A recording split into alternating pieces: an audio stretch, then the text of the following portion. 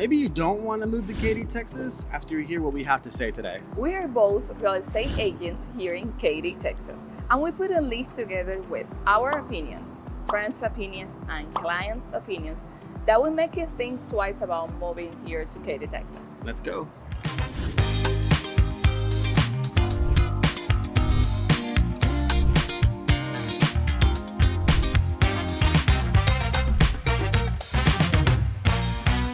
If this is your first time in our channel, please subscribe below and tap that bell for notifications so you're gonna be the first one to know about the current market here in Katy, Texas.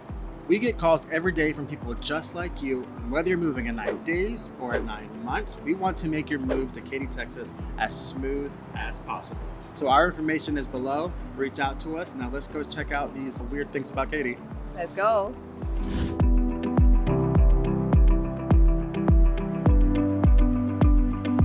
Okay, this is a warning. We're gonna start nice and easy, but the last one is really rough to talk about. Yeah, it's gonna be super rough. So let's start out nice and easy, like really obvious things. Yeah. I think one of the obvious ones when it comes to moving in Texas in general, but Houston and Katy specific, is the humidity. It's hot.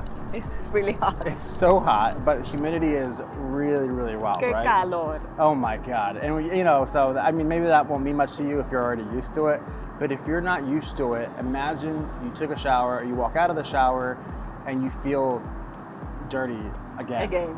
Yeah, that's the humidity. But on the plus side, I guess you could say that Katy is littered with tons of AC controlled buildings. Yeah, So everywhere like, you go. you really don't have a reason to be out in the humidity and the heat unless you really want to. Exactly. So let's talk about the traffic in Katy. Yeah. I moved to Katy in 2018. Well, I live in the borderline between Katy and Richmond. Yep.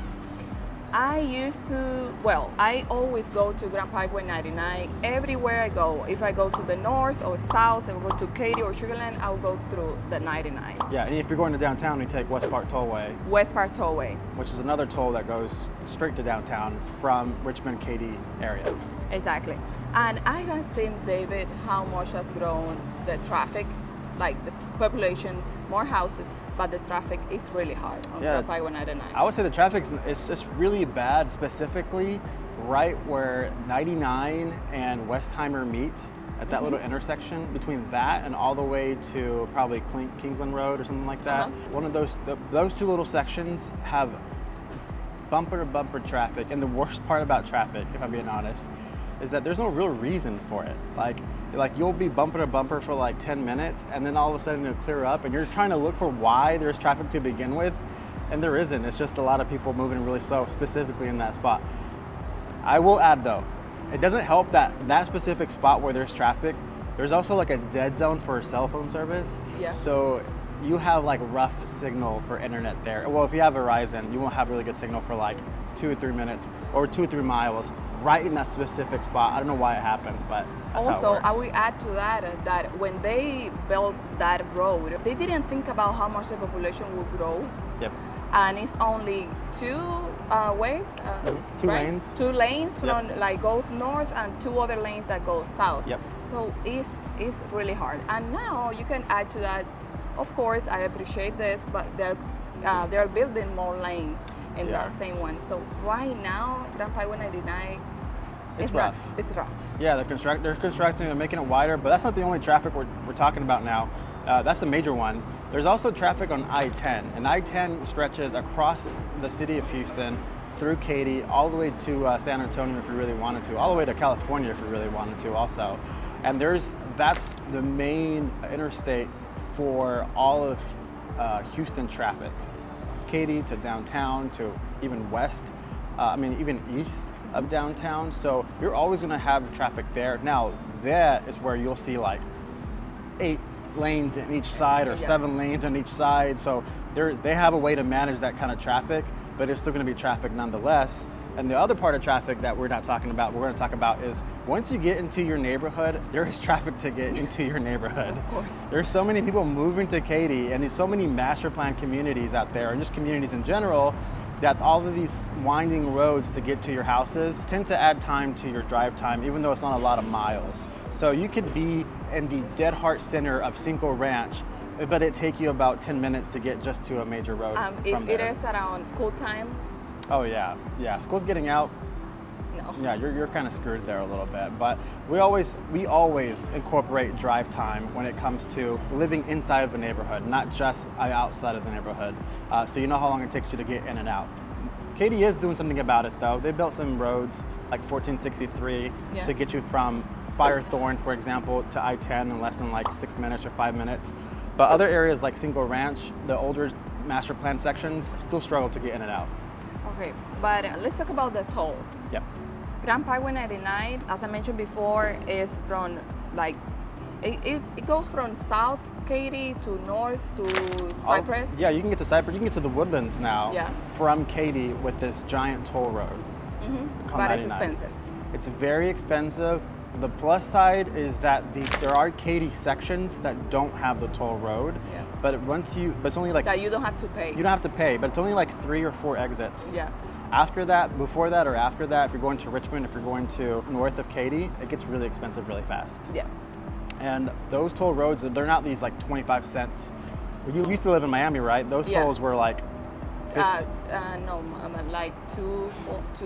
Oh, there were $2 over there? Okay, I used to think they were like 10 cents in Miami, so maybe they're more. Really? Well, these tolls are expensive too, and they're per axle. So like I think if you have 2 axle cars, it's like $1.75. If you have a 3 axle car or a truck or a, semi-trailer, it gets up to like $6, $7 per toll, and that adds up after time. That's a pretty nasty one. There are ways to avoid it though, right? You can get around it, but you really don't want to. You don't want to because it's so rough, out of the tollway to get to somewhere that you are so tempted to take it. Yeah, it used to. So before that, you used to have to go around Katy. If you want to go to the Woodlands, you would go through I-10 to Beltway 8, Beltway 8 to 45, and then 45 all the way north. Now, Beltway 8 is another toll road that we have, but that will take you probably an hour from to go to Katy to the Woodlands to do that little traffic. Now you can get there in about 40 minutes. Maybe less than that. What do you think? Yeah, 40. Yeah, from Katy. Maybe from Katy to the Woodlands in that amount of time, which is pretty convenient, especially if you're in a hurry. And even before all that, I'm gonna give you another history lesson. Even before that, you used to have to take a road called Highway 6, which runs through Sugarland and through Katy, and through Cypress all the way. And that road used to be our way of getting up and down the west side of Houston.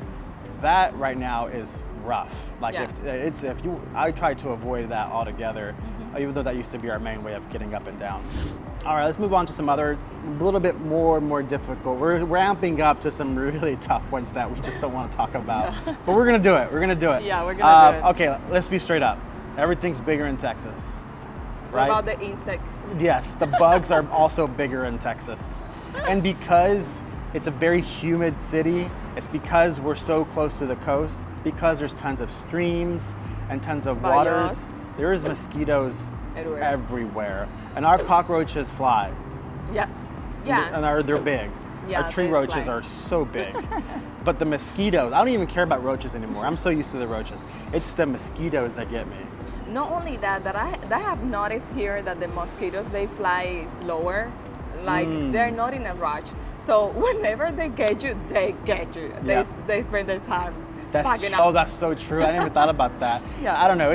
They're noticeable, and you won't know until they already got you. But they're chunky, and there's been times where, I don't know if I should say this, it makes a mess if you pop one in your arm. Like it's pretty apparent that they've been there for a long time. For a long time. Yeah, but not just that, but there's also like roaches, and there's cicadas, and there's all these bugs. But ants too. There's tons of it, and there's really good reason why you should always keep up with controlling your trees in your yard, with making sure that there's no sitting water in your yard, to make sure that you do have maybe some sort of pest control every 6 months to a year, every month if you could do that kind of service.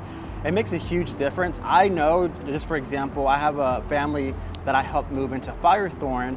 They installed these mosquito misters along the backside of their fence line that kind of mist out these chemicals to kind of control the mosquitoes. Yeah, it makes your life easier. Yeah. Now, just to give the city some credit, I mean, it's not their fault there's mosquitoes out there necessarily, but they do have these trucks that the city hires that come around and fog the areas at night just to see if they can control a little bit of that mosquito population.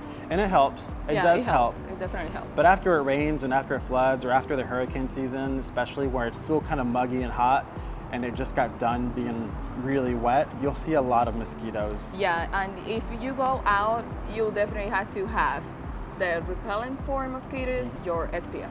And if you don't keep up with your pool, this is from personal experience, unfortunately. If you don't keep up with your pool, they will breed in your pool and it will become a nightmare for you. I mean, thankfully, just throwing the regular chemicals you use for pools will kill that stuff, but you want to keep up with mosquitoes. You want to keep up with bugs. It's tough.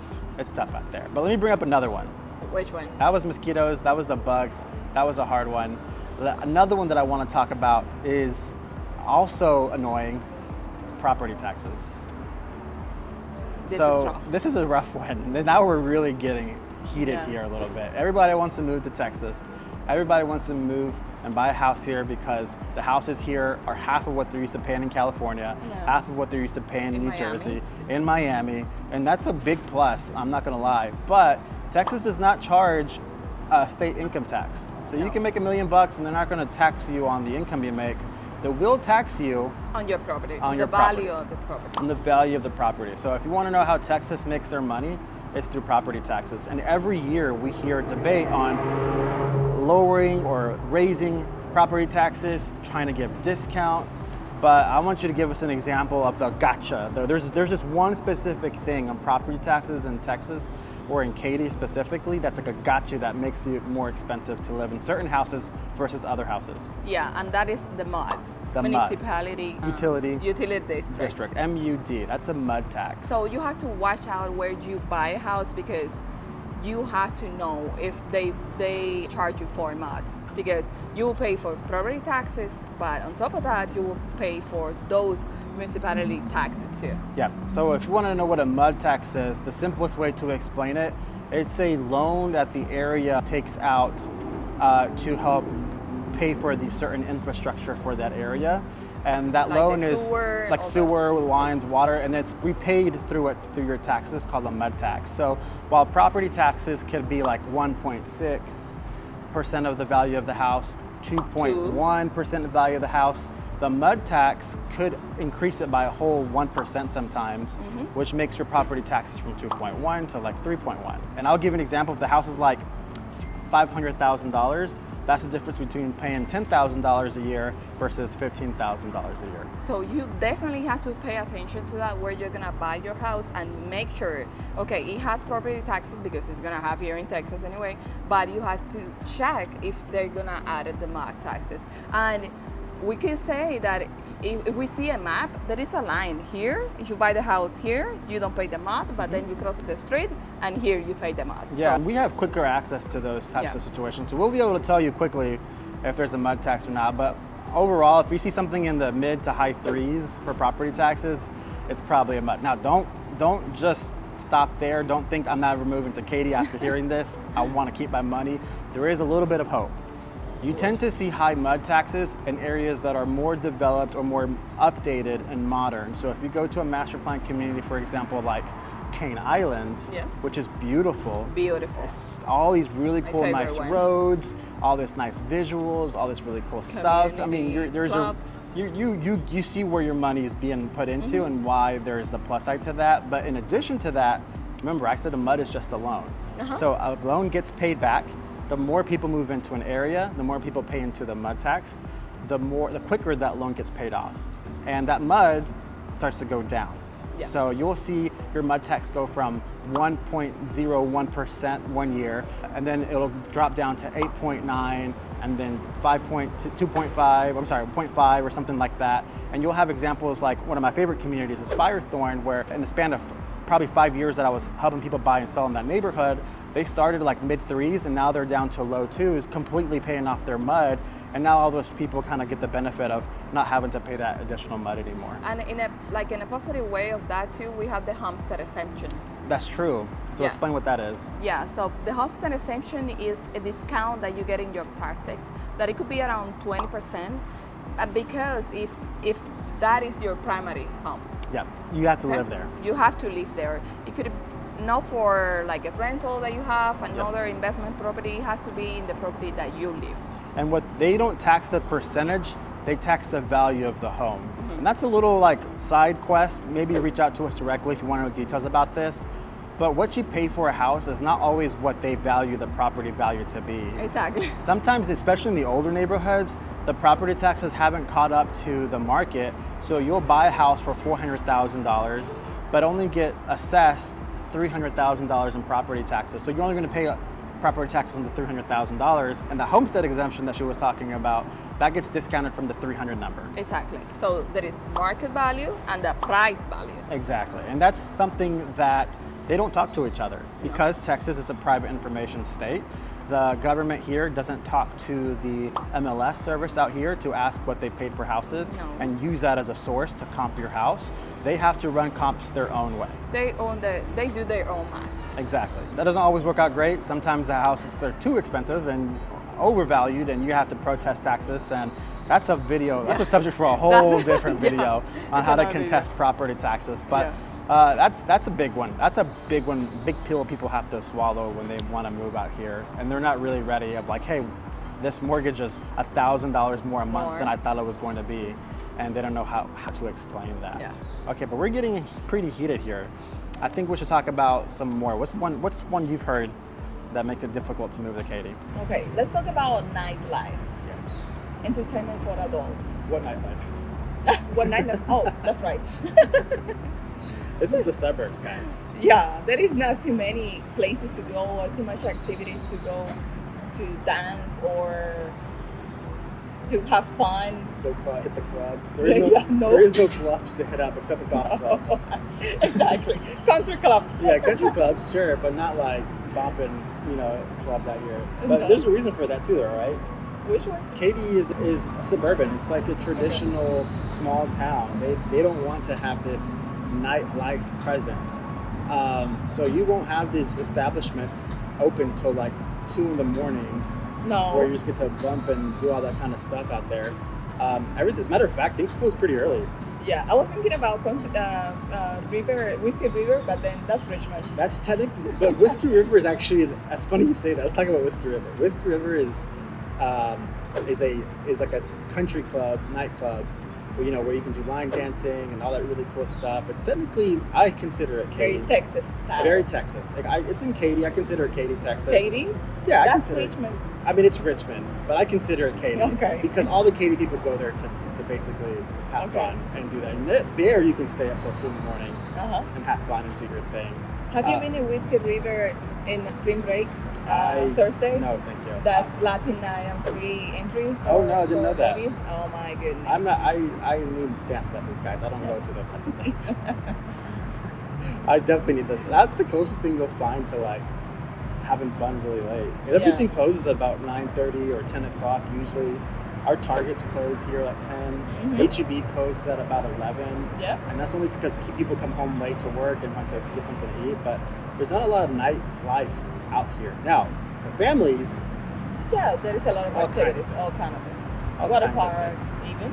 Yeah. Go-karts inside, playgrounds inside and outside, parks, museums, children's museums. Yeah. There's a lot of activities. So if you're trying to, a good example of this, of how Katy's different from the Houston City proper, is that there's a restaurant called Gloria's here. I was thinking about Gloria's, and I was about to mention it because it's in downtown. It is also in downtown. And there is in There's 99 a Gloria's here in 99 and I-10. I-10. Yeah. And there's a big difference between those two Gloria's. I know. Have you been to both of them? No, just to the one in downtown. Oh, just the downtown one. Yeah. Okay, so I'll talk about the Katy one. You talk about the downtown one. Well, in that one, it's pretty late, and I really like it, but there was too many people inside, so you could barely dance, or you could like punching each other. And Gloria's is a restaurant that like after 10 or 10:30, they take all the chairs and all the this tables, is the club, and it turns into a whole dance club for Latino music and stuff like that. Oh. But Gloria's in Katy is different. It's How just a is it? restaurant, and instead of moving all the chairs, they put the chairs on the tables and call it a day, and everybody go home. That's a really good example of why how it's different between both of those cities. But at the same time, you can always go downtown if you really want that kind of Nightlife. You can take your I-10 and go to downtown. I-10, go downtown. You can go West Park Tollway and go Oh no, downtown. no toll, please. Yeah, if you want to pay the tolls, I mean, it kind of.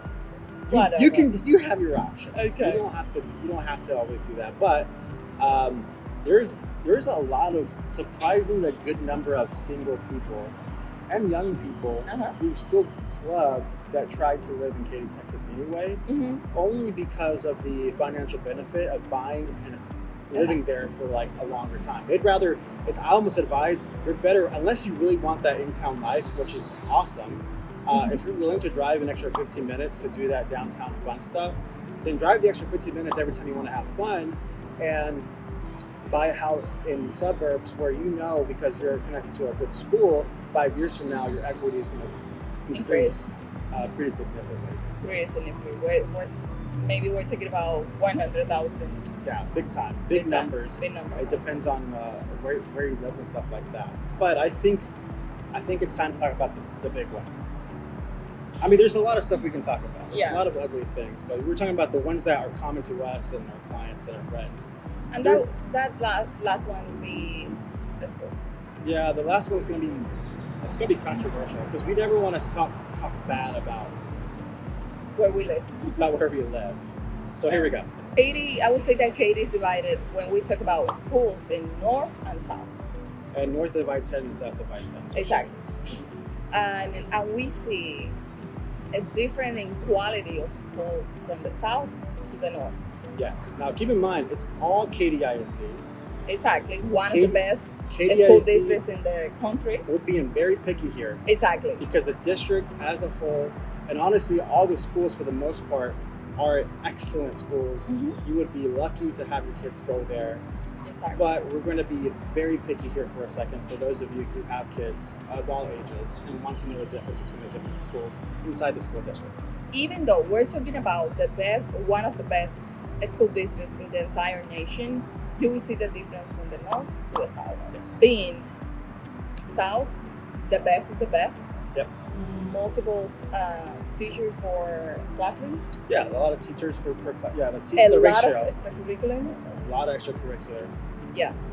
And we see the south, but the north, not that lucky. Not as lucky. I'll give you a quick hot take. This is just my personal opinion. A lot of the public have that opinion what Seta just said, where the schools south of I-10, like the elementary schools, like the high schools, the high schools especially, like Seven Lakes High School, for example, Cinco Ranch have high academic achievements. It's very, very pristine schools.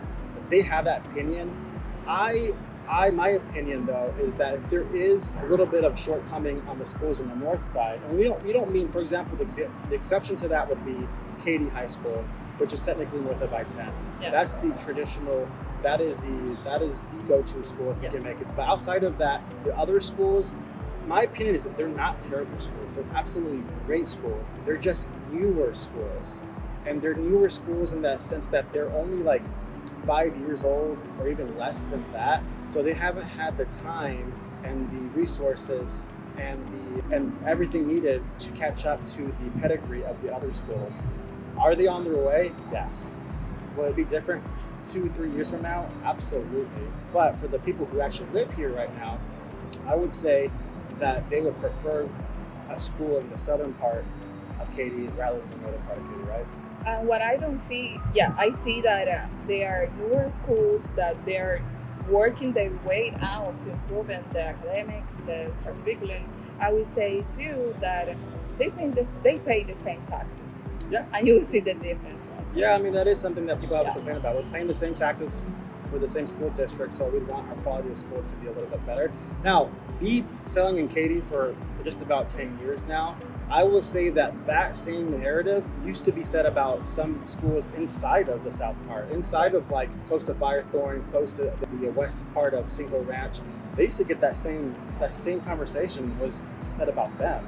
I remember when Tompkins High School wasn't considered like a good school, a good high school. Like graded. But now it's like everybody's go-to, especially if you want like a balance of academics and sports. Tompkins High School is like your go-to. So it's just a matter of time. But that is just a hot take that people opinion have out here.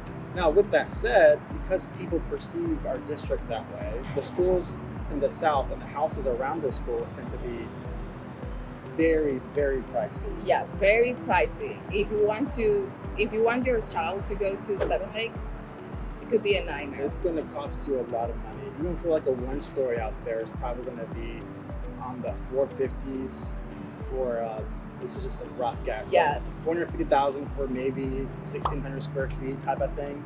That might not be high for some of you guys watching this, but for somebody who knows the area, I'm like, used to be able to buy a house for $200,000 for this high school. I'm like, this is such a big increase. But with that said, the school district is always active and is always trying to do something to improve their schools. So I don't want to say anything bad about the North. It's just, if you have a junior in high school and you want that immediate boom of I want them to be, I don't have time to wait. Go somewhere in the South. Go Katy High School, go Tompkins, go Cinco, go Seven Lakes if you can do Seven Lakes. Now there is pros and cons to that too. Because the schools are better, the competition and the stress on students is also higher too. Yep. And that's another con. That's why this whole thing is at the end, because there's multiple facets. This is quality of life when it comes to schools. And the stress on students tends to be really high. Really high. The competition is really high. And don't quote me on this because I haven't looked this up in a long time, but Seven Lakes has this stigma that like the top 10% of the class, like in order to be the top percent of that class in Seven Lakes, for example, you need to have a GPA higher than 4, like 4.3, 4.5 or higher, just to be a top dog at that school. That is cool. And there's a lot of benefits to being top dogs at public schools here in Texas, because if you're a top dog, or your students in the top certain percentage, you qualify for certain scholarships. State-run scholarships for state public universities and colleges. So there's always a competition for those types of things, but it's difficult. It's difficult. It's difficult for them. It's super stressful. Yeah. So one of my friends also said that there is one thing that she doesn't like, but I'm talking like real. The other friend in the same conversation, she said that she likes that, like this, but this is the mobile. What's it that? The trailers? The trailers, yeah. Yeah, the trailers. Because the schools are growing so fast. That they don't have time to catch up with construction and put in like building more. So they put these trailers that you will see like in the schools to expand the classes and put like more classes and more students there. The funny part is that like the schools here are no joke. Yeah. Like they're 5A, 6A schools. They're massive buildings, and yet they still need to put trailers out there to put more classrooms to fit all those people in. But some people don't like that. But some people like it. Some people like it. I had a good time. I didn't notice it was a trailer, or it didn't bother to my son or to my daughter, so it's fine. Yes. I grew up in a high school where we had trailers like that for some classrooms, and it didn't bother me as much. But I know it is what it is. I know for some people, especially when they're paying property taxes, they say, okay, this is what I'm paying. This is the quality of I'm getting. No. Yeah. Property taxes isn't so much for the building; it's for the experience and the education that should get there. But I would say that's probably one of the hottest topics. That's something I have people plenty of times. People in Katy want to move inside of Katy. Don't even consider the houses; they consider the schools. I want this specific school. They don't care where they live, right? And you would think it's high school. It's elementary school. It's elementary school. They'll be like, I want this specific elementary school, no matter what. That impressed me at the beginning. Oh yeah, people ask for that. Mm-hmm. But it's tough because people, when you get a good school, some people don't want to move out of there. Yeah. And when they do finally come up, they tend to be really expensive as a result. Anyway, those are the tough things to talk about, Katy. Yeah. That's if any of these are like, all of these are things that just bother you, and you don't want to move to Katy, Texas as a result. Good news, there's more to Houston than just Katy, Texas. Exactly. And different parts of the city in the greater Houston area have different pros and cons. And while this is what the cons of Katy per se, it's the pros of another part of Houston. And it maybe through time or connecting with us, we'll be able to explain to you how these are the bad things that it has, but they actually are positive in these types of areas. Yeah, so if you live here, if that's the case, that you live here in Katy, and you have like any other thing that you think of, like, oh, this bothered me too, please send us that opinion, like, Yeah, just put it in the comments below. yeah. I think at the end of the day, we could say all the bad stuff about Katy, and we don't want to. We're realtors. We're here to help people buy and sell houses and move here in Katy, Texas, and Greater Houston area. But just think about this. Even with all of this list of bad things that we said, It's worth it. it's worth I it. love Katy. And it's still so popular. Yeah. And it's still sought out. And people deal with it. I don't think no area will ever be perfect. Definitely. But there is. We surely know that a new construction home is not perfect. Oh, definitely not. We definitely know that. That's another video, why new construction isn't always perfect and why it's not always perfect. Yeah. It's not perfect. You know, people still move here, and there's a really good reason for that. We said about 6, 7, 8 things about bad things about Katy today, But I've been living in Katy Richmond. Since 2018. Yeah, and you like it. And I love it. I love it too, and I think people here love it too, right?